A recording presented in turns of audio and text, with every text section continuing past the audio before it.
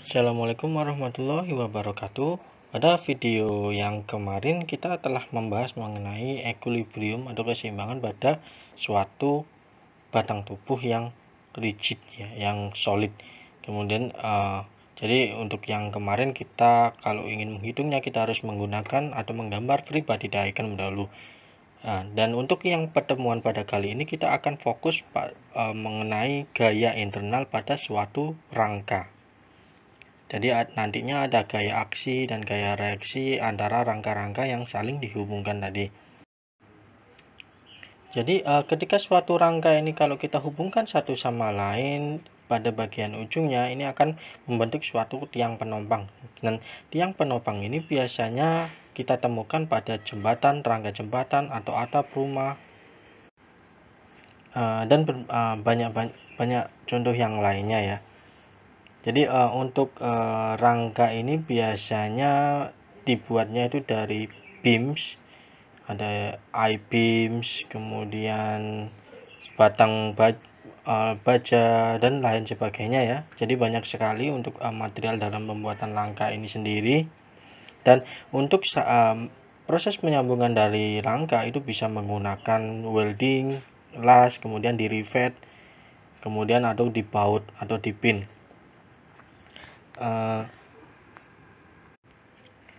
Ketika suatu tiang penopang itu tadi hanya terlihat pada satu bidang, kita namakan dia sebagai plain truss. Ingat-ingat ya. Jadi untuk contohnya di sini untuk jembatan ya atau struktur yang serupa dengan jembatan ini kita sebutnya dia adalah plain truss. Dan plain truss ini untuk satu bidang saja, dan kebanyakan kalau kita lihat dari sisinya itu untuk jembatan, rangka jembatan itu ada banyak sekali sih. Ini yang dari Pratt sendiri, Howe, Warren sendiri, Baltimore dan Kay. Terus kemudian untuk rangka atap itu biasanya yang paling sering digunakan adalah Fink, Pratt, Howe dan Warren. Ini contoh-contoh saja, jadi tidak perlu dihafalkan. Dasar dari penyusunan plain truss sendiri ini adalah suatu segitiga.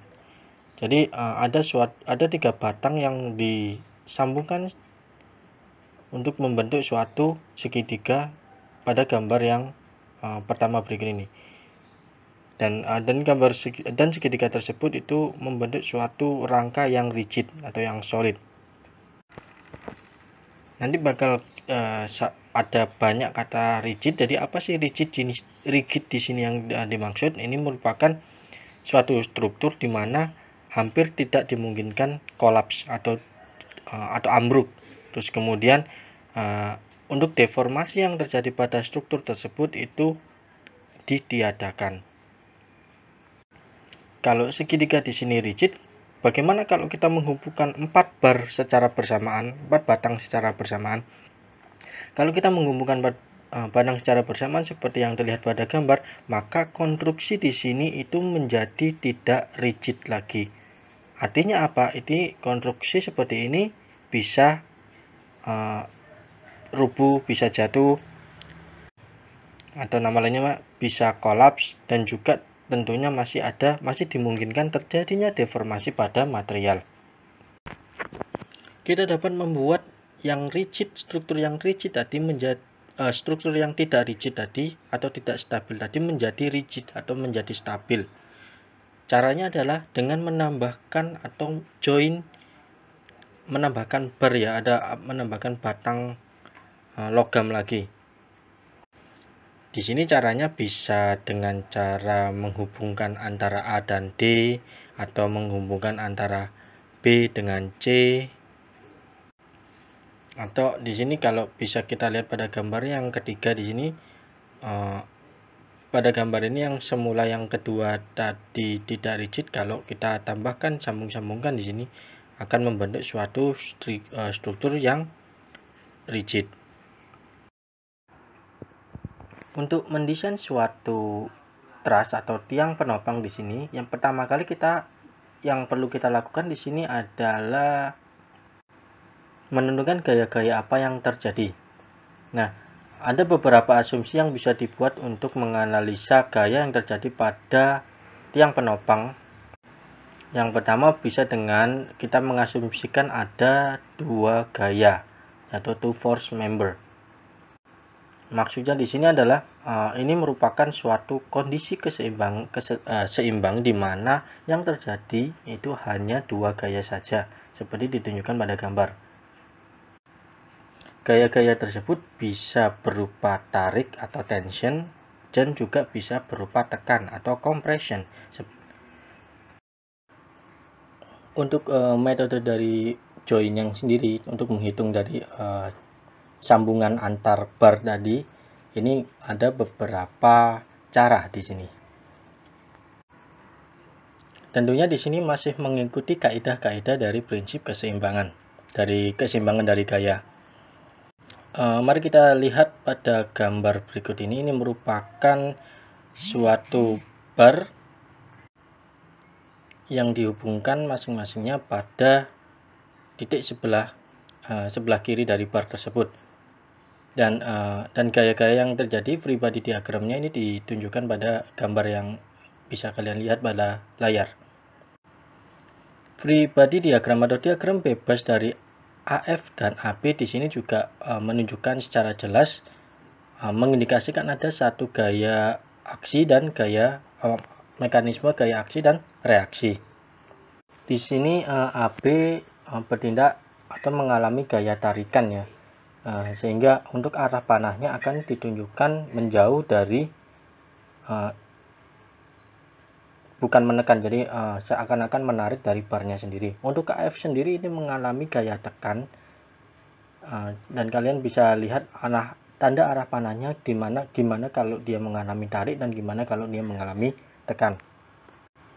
Untuk besaran dari AF di sini didapatkan dari perumusan sigma FY sama dengan 0, dan untuk mencari nilai AP itu kita dapat mendapatkannya dari perumusan sigma FX sama dengan 0. Untuk macam-macam gaya apa saja sih yang terjadi pada suatu sambungan, ini bisa kalian lihat pada gambar di sebelahnya. Jadi ada banyak aja, ada sekitar 6-7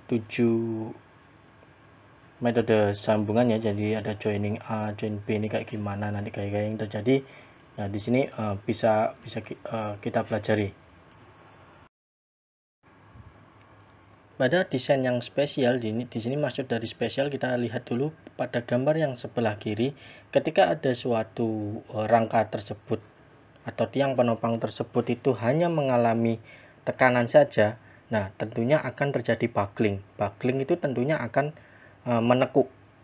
Oleh karena itu untuk kondisi spesial seperti ini diperlukan adanya 3 atau bar yang ketiga. Di sini bisa ditunjukkan yang ke atas ini ya. Jadi ditambahkan bar yang ketiga ini tujuannya adalah supaya tidak terjadi buckling. Jadi yang F3 di sini berlaku menarik dan F1 dan F2, sedangkan F1 dan F2-nya adalah menekan. Dan seperti terlihat pada gambar yang pertama ini bahwa yang disimpulkan di sini, ketika untuk mendapatkan sigma FY sama dengan 0, maka kita perlukan F3-nya juga sama dengan 0, dan sigma Fx sama dengan 0 diperlukan nilai F1 dan sama dengan nilai dari F2. Untuk yang gambar yang kedua yang di bagian tengah di sini ada dua truss atau penopang ini saling mengalami gaya tarik ya. Di sini untuk adanya dua gaya tarik di sini, untuk mendapatkan nilai sigma Fx sama dengan 0 itu memerlukan nilai F1-nya sama dengan 0, dan untuk mendapatkan yang sebaliknya Fx aksen sama dengan 0 itu memerlukan F2 sama dengan 0.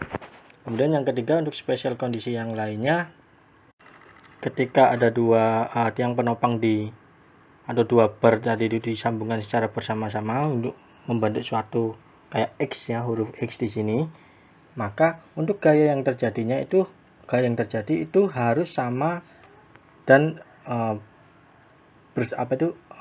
berlawanan, sama dan berlawanan. Dan di sini Untuk sigma Fx, jika inginkan sigma Fx sama dengan 0, maka nilai F1 dan F2 harus sama. Untuk Fx action sama dengan 0 memerlukan nilai F3 dan F4 yang sama. Langsung saja kita bahas mengenai contoh soal di sini. Di sini kita disuruh untuk menghitung gaya pada setiap membernya ya, setiap bagiannya dari rangka cantilever dengan menggunakan prinsip metode dari method of joints tadi. Untuk cara pertama di sini kita gambarkan dulu free body diagramnya yang bisa kalian lihat pada layar. Dan pertama kali kita gampangannya di sini kita cari dulu gaya eksternal yang terjadi pada titik D dan E. Khususnya E di sini yang paling mudah dicari. Nah, cara yang pertama adalah gimana? Jangan pernah lupakan prinsip keseimbangan di sini. Di mana yang pertama kita harus tuliskan dulu sigma ME sama dengan 0 karena titik acuannya di E. Maka di sini hasilnya adalah, nah yang pertama kita perhatikan T dulu, bagian T. Di sini T ini momen pada gaya T di sini ini dikalikan untuk menuju ke titik E, maka harus dikalikan dengan 5. Makanya hasilnya di sini adalah 5T. Dan ini untuk yang bersearah jarum jam ini dianggap sebagai positif pada kasus ini. Kemudian dikurangi dengan gaya apa aja sih yang ada, yaitu 20 yang pertama ya. Jadi di titik C dan titik A. Jadi 20 ini kalau mau ke titik E maka harus berputar berlawanan jarum jam. Makanya nilainya adalah minus 20 dikalikan dengan panjang lengannya adalah 5. Jadi minus 20 dikalikan dengan 5. Kemudian yang di titik A, untuk momen di titik A itu adalah minus 30 dikalikan dengan keseluruhan panjang lengannya adalah 10 meter. Minus 30 dikarenakan dia berputar berlawanan dengan jarum jam. Maka yang didapat di sini kalau kita selesaikan nilai T sama dengan 80 kN. Kemudian kita cari nilai di E-nya, gaya reaksi di E-nya, yaitu sigma Fx dengan perumusan sigma Fx sama dengan 0. Dan yang diketahui tadi adalah nilai T ya sama dengan 80 kN. Dan di T tadi itu ada sudut sekitar 30 derajat terhadap sumbu X. Ya, jadinya nilainya adalah T cos 30 atau 80 cos 30 derajat dikurangi dengan EX karena arahnya berlawanan. Maka hasilnya di sini adalah EX sama dengan 69,3 kN. Di sini untuk masalah penandaan terserah. Yang penting kalau berlawanan dari yang kita acukan itu bernilai negatif. Kalau di sini T-nya kan menghadap ke arah kanan, maka saya anggap positif. Bisa saja. Bisa kalian anggap negatif nggak apa-apa, boleh. Jadi kalau yang misal kalian menganggap kanan dulu positif, kalau ke kiri adalah negatif, ataupun sebaliknya itu nggak masalah karena hasilnya nantinya akan tetap sama. Kemudian kita cari sigma Fy-nya. Jadi sigma Fy-nya di sini karena seimbang maka sama dengan 0. Kemudian gaya apa saja yang terjadi pada sumbu Y? Yang pertama kita perhatikan dulu yang di T. Di T di sini untuk perumusannya karena yang kita cari adalah pada sumbu Y, maka 80 sinus 30. Terus kemudian ditambahkan dengan EY karena arahnya sama ya, searah ya, menghadap ke atas ya. Kemudian dikurangi dengan 20 dan dikurangi dengan 30. 20 dan 30 ini negatif karena arahnya ke bawah, berlawanan dengan arah yang T dan EY tadi. Dan di sini kita dapatkan nilai EY sama dengan 10 kN. Kemudian kita potong-potong satu persatu bagiannya. Kita lihat pada sambungan A. Dan kita gambarkan free body diagramnya itu gimana. Yaitu seperti yang bisa kalian lihat pada layar. Ini kita hitung dulu sigma Fy sama dengan 0-nya. Untuk yang gaya yang ada di arah Y di sini adalah AB dan 30 kN ya. AC nggak ada ya. Jadi karena AB ini arahnya adalah 60 derajat, membentuk sudut 60 derajat, maka AB sinus 60 dikurangi dengan 30. Ingat, ke atas di sini saya anggap positif, ataupun bisa kalian anggap negatif juga nggak apa-apa, itu terserah Anda semuanya. Di sini sinus 60 adalah 0,866 dikalikan dengan AB. Kemudian dikurangi 30, maka nilai AB di sini adalah 34 kN. Kemudian kita cari gaya yang pada arah sumbu X. Di sini arah sumbu X ini atau sigma fx sama dengan 0. Untuk di gaya di arah X ini ada AB dan AC. Di sini bolehlah kita anggap dulu, kita balik dulu, yang ke arah kiri adalah positif dan ke arah kanan adalah negatif ya. Untuk AC-nya dianggap positif, AC minus AB cos 60 karena X harus pakai kosinus 60. Di sini AC minus 0,5 dikalikan dengan kosinus 60 itu, atau kosinus 60 dan 0,5 dan AB adalah 34,6 ya. Maka didapatnya nilai AC di sini adalah 17,32 kN. Kemudian kita cari sambungan di titik B. Dan kita gambarkan gaya-gaya apa saja yang terjadi. Yang tadi kita udah tahu bahwa AB nilainya adalah 34,6 kN. Selanjutnya kita perlu mencari BD dan BC. Dan di sini berlaku perumusan. Yang pertama sigma Fy sama dengan 0, maka untuk yang gaya-gaya di arah Y adalah BD, BC dan AB ya. Di sini BC sinus 60 dikurangi dengan AB sinus 60. Maka hasil akhirnya adalah AB 34,6 kN. Untuk selanjutnya adalah sigma fx sama dengan 0. Di sini ada BD, BC dan AB ini bisa semua. Jadi BD karena ke kanan bisa saya balik ya, saya anggap positif. Terus kemudian untuk yang ke kiri, arah ke sebelah kiri saya anggap negatif. BD minus BC cos 60 dikurangi dengan AB cos 60. Untuk nilai BC-nya, nilai AB-nya tahu, nilai BC-nya juga tahu, maka hasilnya di sini cos 60 dan 0,5, nilai BC dan AB masing-masing 34,6. Maka bisa saya sederhanakan BD dikurangi 2 dikali 0,5 kali 3 4,6 sama dengan 34,6 juga kN.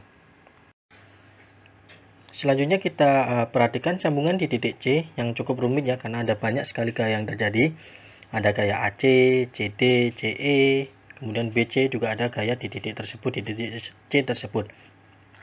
Di sini kita untuk variabel yang tidak diketahui adalah CD dan CE. AC dan BC udah kita dapatkan dari perhitungan sebelumnya. Jadi kita pertama hitung dulu sigma Fy sama dengan 0. Kemudian untuk yang di arah Y ini ada CD, BC dan 20 kN ya.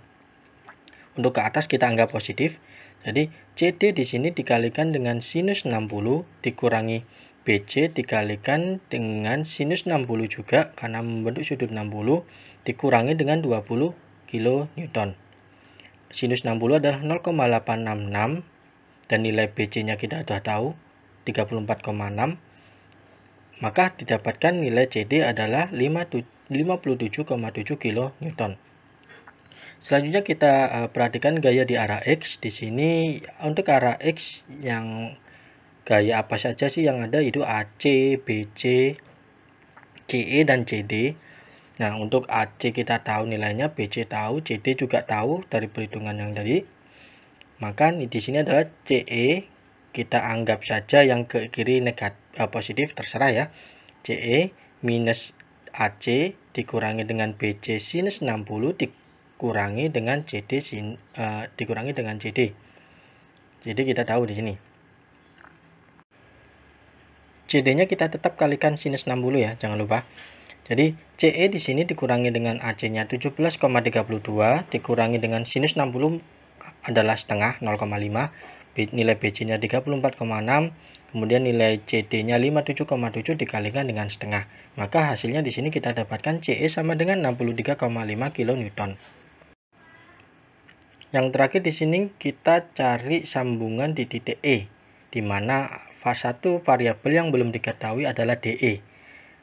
Dengan CE udah tahu, EX juga udah tahu, EY juga udah tahu, maka kita langsung masukkan saja. Jadi sigma FY sama dengan 0, 10 dikurangi dengan DE sinus 60.